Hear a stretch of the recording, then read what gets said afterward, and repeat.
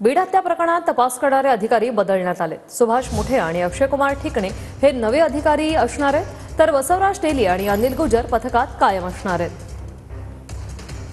Kiran Patil upper police अधीक्षक, अनिल गुजर police उप अधीक्षक, Akshay Kumar ठिकणे police निरीक्षक, शर्मिला साळुंखे पोलीस हवालदार, दीपाली पवार पोलीस हवालदार, बसवराज तेली आणि अनिल गुजर तपास पथकात कायम राहणार।